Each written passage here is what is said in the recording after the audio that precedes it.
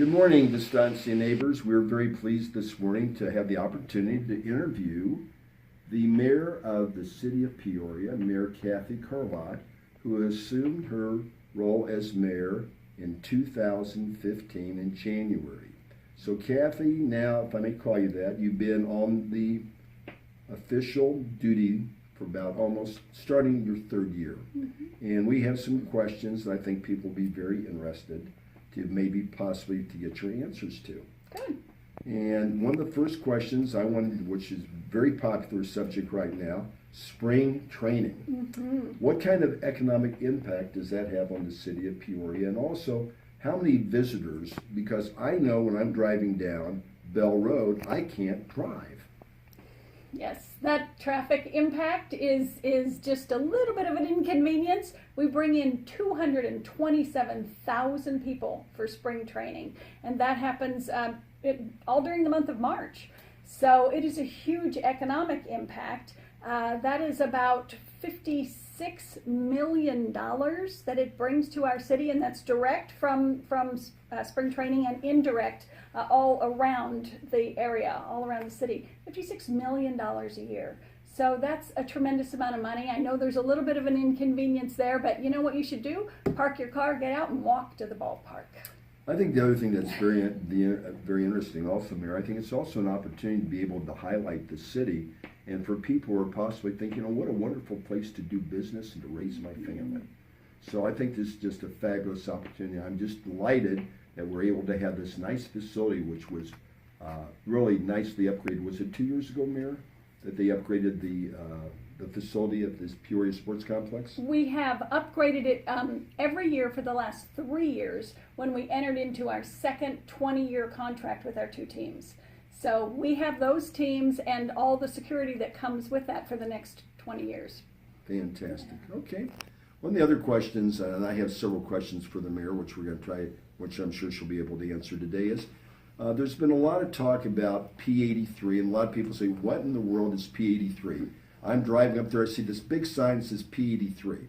Well, for those who don't know, that really stands for Peoria 83.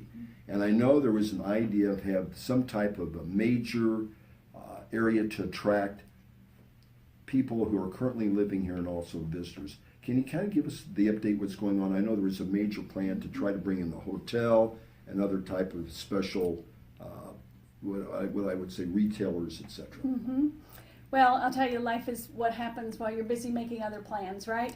So we have lots of plans for P83, and we have done some branding over the last probably 5 years that created really a sense of place in that area. I mean, when you go through 83rd and just south of Bell Road, you know that you're in P83. And that sense of place has helped us attract a lot of unique chef-driven kinds of restaurants in that area. But we also have plans to develop the parking lot, the 17 acres that is now the parking lot for the Peoria Sports Complex. That's land owned by the city of Peoria, so we have the ability to control that. So we want to enter into a public-private partnership with someone who will develop what we think we need in that area, and that is Class A office space. So if we have the kind of office space that brings in the current and workforce of tomorrow, millennials in particular, and the high-tech kinds of jobs that come with that, then we will have more people in that area during the course of every day. More restaurants happen, more entertainment happens, and so all of that spurs and spurs and spurs. Our public part of that is we will then construct a parking garage to accommodate the parking that they have taken up with their development. So we're working on that. We're doing all of the things that we need to do to attract that kind of development, because as you know, cities aren't developers. We aren't in the business of using taxpayer dollars to develop private entities or facilities. We use taxpayer dollars to try to attract public or private entities to our city. Along those lines, Huntington University, which is a digital media university, really well thought of. They have been attracting people to look in the P83 area as well as the Vestancia Commercial Core area. So they've been a great partner, and because we've got Huntington University on one end and the Peoria Sports Complex and all the plans that go with that on the other end, we purchased the building in between. So it used to be McDuffie's. And we purchased that, and so now we are looking to sell that back to someone who will continue to spur the kind of development that we want in that area. In addition to that, Marriott Hotels are building 2 of their hotels on the corner of Paradise and 75th. So that's about to happen.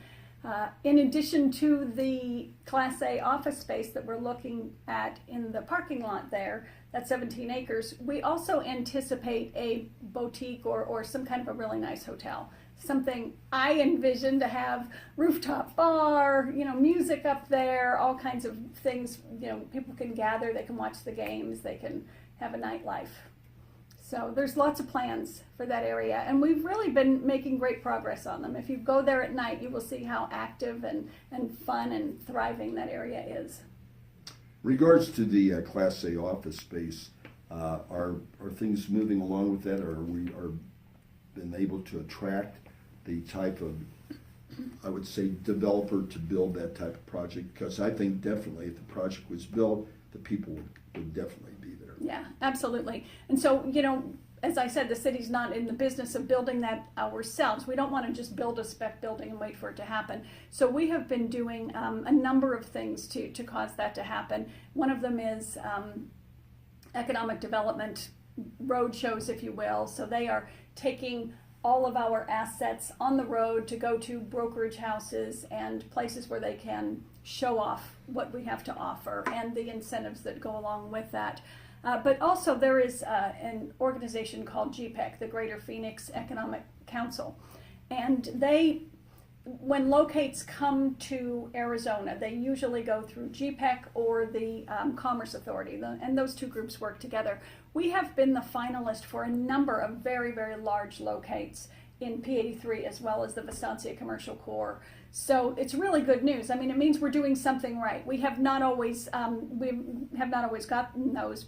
We've got 2 that are sitting on one on each of those properties right now, and we're waiting to find out what those, what decisions those make. So the one that is still considering us for the P83 area is, they're all very secretive, and they can't tell you exactly what company it is, but we believe that it is in the insurance services business. And they want Class A, they want, the new urban type of environment. Everybody wants that. And so we're waiting to find out how that one works out and doing what we can to help that one along. And then there is another one on the Vestancia Commercial Core that has to do with filmmaking, the film industry. And so that one's very exciting. The film industry has changed so much now with Hulu and Netflix and all of the streaming entities. They can't keep up with how many production studios they need. And it's difficult to do business in California these days, and we thank them for that. A good follow-up question in regards to the Class A office space. Now that our sisters, I wouldn't call her sister city, but close relative, the city of Glendale, has nixed the idea of light rail, I'm sure that these companies that are thinking about relocating here are probably asking you or the city, well, that's nice that you have a wonderful place, but how do we get our people who are coming in town an easy way out to your facility without having to take either Uber or Lyft or whatever? Is light rail coming to the city of Peoria? That's a big question. Light rail is very, very expensive. It's been expensive to put into Phoenix, and now going east from there towards Mesa and Tempe. It's been great for them. It's been good and bad for them. There's a lot of good things though that come from public transportation. Glendale made a decision that was not considering how connected we all are in this valley, not considering that we are really regional and we have to think regionally, especially in this day and age. It's unfortunate that they decided to make that decision, but they did. So, you know what? We will look at other forms of transportation. We will look at more bus routes. We will look at more circulators within our city. We will do what we can do. In the meantime, the city of Phoenix will continue its light rail plans, and they are probably going to go down Camelback and maybe over to 99th in about 10 years, maybe 20. So, we deal with the cards we're dealt. Let me ask you a question, Red, and this probably happens to do also with the state. How about the idea where they have basically the express lanes, that they are open, basically, if you want to call it 24/7 to express bus service, which I think would be phenomenal. That way you don't have to, you're going to be able to move. And it's not being done now. I know that you go on these high occupancy. It's why I used to take a mannequin with me till I got caught by, wasn't bad, but the city of Peoria. But just kidding with that. But I think maybe that's an opportunity for people to say, something, this was a great idea, and that you can take express service. You can catch a bus, whether you're coming into the airport and go directly out to this, what I would kind of call the heart of the city, over by Arrowhead Mall, etc. So. Well, I am on the MAG, Maricopa Association of Governments Regional Council, and that's where all of those kinds of regional decisions get made. And so we're looking right now at what we call Prop 500. So a number of years ago, probably 12 years ago, there was Prop 400, which was a half-cent sales tax that accommodated all kinds of growth, and it was light rail in the East Valley. It was a number of surface streets and freeways in the West Valley. The 303 is part of Prop 400. So now we're looking at Prop 500, and that is going to have to go on the ballot. That is going to have to be approved by our state legislatures, and we are looking at that right now. So we're looking at plans for that, what it would include for each city, and then we talk about support, then we talk about campaigns, then we talk about, an extension of that Prop 400 sales tax. Very good. Well, I think that would also certainly ease the traffic, which I think we'd all agree, especially during rush hour, it's not so easy. We're not Los Angeles, but it's certainly difficult to drive, especially if you're by yourself, because I can tell you, I've driven from Scottsdale to here in rush hour traffic, and it's can be a 2-hour drive. It's just totally bumper to bumper. That will teach you to stay out of Scottsdale, won't it? Well, that certainly will, Mayor. I'm glad you mentioned that. Another interesting question I have, we have this wonderful amenity called, which I'm going to say wonderful amenity called Skunk Creek. Has there been any thought to doing something with Skunk Creek? Maybe not on the same level that like Tempe has done with Tempe Town Center with the lake, or there's some type of amenity like paddle boats or something that could be done over there that would making another part of the P83 thing. People say, God, this would be great. Bring the kids. We're going to have some fun. Whatever, feeding the ducks, if that can be done, or something else that would just be a nice novelty along with nature to be there. Well, so first of all, Skunk Creek is owned by the Maricopa County Flood Control District. It's unlike Tempe's Lake because that was man-made with Salt River Project water. So I do want to just interject first and say we have a lake. The city of Peoria has a lake. It's called Lake Pleasant. It is one of the largest lakes in the valley, of course, and we are the only city that has a real lake within our borders. So I just want to say that there are ducks there. There are all kinds of boating and kayaking and all kinds of things to do out there. It's really great. It's grown a lot, and it is Maricopa County's busiest lake. Because big advocate of Lake Pleasant, and you're probably aware of the stats. That according to the stats I hear, about 800,000 visitors to Lake Pleasant, 112 miles of shoreline. So we're out there. By the way, for folks who are not aware of it, there's places to park your RV. There are boat slips out there, so you can rent those, and very good restaurant out there. One of the fabulous things, and what the mayor said is very true. It is in the city of Peoria. And by the way, is that part of the Mesquite District, Mayor? Yes, it is. And we'll be talking to Councilwoman Binsbacher a little bit later today. So I think pretty much, did we get all of our questions answered? Fabulous job, Mayor. Thank you. And we're very excited, and I will be at your State of the City address, and we were there last year, and we do thank you for your time. So, folks, we had a wonderful opportunity to speak with Mayor Cathy Carlat, beginning her third year. Mayor, after starting your third year, what has been your biggest surprise about going from being a council person to the mayor? Well, I had been on the council for 10 years, so I'm not sure if there was any real big surprises, but the job is completely different. When you are dealing with your district, you are very immersed in the day-to-day lives of a lot of people who live in your district. When you are the mayor, you are a little bit more removed because you deal with things on a more regional basis.